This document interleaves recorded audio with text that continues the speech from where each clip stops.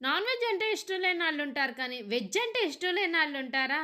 Veg biryani పొడి పొడిలాడుతూ ఉండాలి. కానీ గింజలుగా ఉండకూడదు. తింటుంటే సాఫ్ట్‌గా ఉండాలి. కానీ సంకటైపోకూడదు. అలా ఉండాలంటే ఇలాగే ఉండాలి. తిన్న వాళ్ళందరూ వావ్ అనాల్సిందే. దీనికోసం 3 కప్స్ బాస్మతి రైస్ తీసుకొని, శుభ్రంగా నీళ్లు పోసి 2 సార్లు కడిగి, మళ్ళీ నీళ్లు పోసి ఒక అరగంట సేపు నాననివ్వాలి. ఇప్పుడు వెజ్ దమ్ బిర్యానీకి కావాల్సిన వెజిటబుల్స్ కట్ చేసుకోవాలి. నేనిక్కడ 2 బంగాళదుంపలు, 2 క్యారెట్లు తీసుకొని నాకు నచ్చిన సైజులో కట్ చేసుకున్నాను.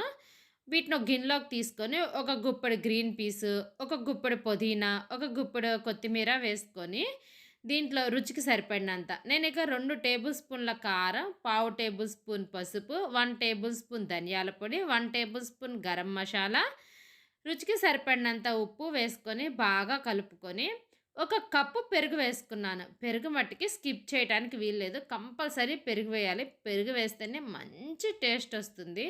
వీటిని బాగా కలిపేసుకొని ఒక 15 మినిట్స్ పక్కన పెట్టేసుకోవాలి.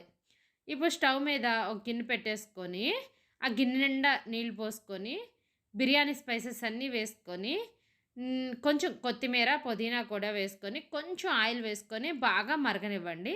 ఇప్పుడు వేరే స్టవ్ మీద బిర్యానీకి ఒక పెద్ద కడాయి పెట్టుకొని 2 table spoon oil, 1 table spoon నెయ్యి వేసుకొని వేడెక్కిన తర్వాత ఉల్లిపాయ ముక్కలు వేసుకోండి. 2 పెద్ద సైజు ఉల్లిపాయ ముక్కలు. ఇప్పుడు కొంచెం కొత్తిమీర, పుదీనా కూడా వేసుకొని గోల్డెన్ కలర్ వచ్చే వరకు ఫ్రై చేసిన తర్వాత ఒక గుప్పెడు జీడిపప్పు వేసుకోండి. ఇవి కొంచెం ఫ్రై అయిన తర్వాత ఒక పెద్ద టేబుల్ స్పూన్ అల్లం వెల్లుల్లి పేస్ట్ వేసుకోండి. ఫ్రెష్‌దైతే సూపర్‌గా ఉంటుంది. ఇవి వేగుతా ఉంటాయి. నీళ్ళు కూడా మరిగిపోయినాయి. దీంట్లో మనం కడిగి పెట్టిన బాస్మతి రైస్ వేసుకొని 80% కుక్ అవ్వనివ్వాలి. అల్లం వెల్లుల్లి పేస్ట్‌ని పచ్చివాసన పోయేదాకా వేపుకోవాలి. వేగిన తర్వాత దమ్ చేసుకొని పక్కన పెట్టుకున్న వెజిటబుల్స్‌ని ఈ బిర్యానీ గిన్నెలో వేసేసుకొని ఒక్కసారి కలిపేసి మూత పెట్టేసి ఒక 5 మినిట్స్ వదిలేయండి. రైస్‌లో నేను ఇందాక ఉప్పేయటం మర్చిపోయాను. ఇప్పుడు ఏస్తున్నాను. మీరు కూడా ఫస్టే ఏసుకోండి. లేదంటే టేస్ట్ బాగోదు. మన వెజిటబుల్స్ అన్నీ కుక్ అయిపోయినాయి. ఆయిల్ పైకొచ్చేసింది చూసారా? ఇప్పుడు మన రైస్ కూడా ఒక 80% కుక్ అయిపోయింది. 80% అంటే ఒక 10 మినిట్స్ కుక్ అయితే చాలు హై ఫ్లేమ్‌లో. ఆ రైస్‌ని లేయర్స్‌గా ఈ వెజిటబుల్స్ పైన వేసేసుకోండి. మొత్తం రైస్ వేసేసిన తర్వాత పైన కొంచెం నెయ్యి వేసుకోండి. నెయ్యి వేసుకుంటే టేస్ట్ బావుంటుంది. ఒక నిమ్మకాయ కూడా పిండుకోండి మీకు పులుపు అంటే ఇష్టం ఉంటే. దానిపైన కొంచెం కొత్తిమీర, పుదీనా వేసేసుకొని ఒక హాఫ్ కప్పు పాలల్లో కొంచెం పసుపేసుకోండి కలర్ కోసం. ఇక్కడ నేను కలర్ వేయట్లేదు.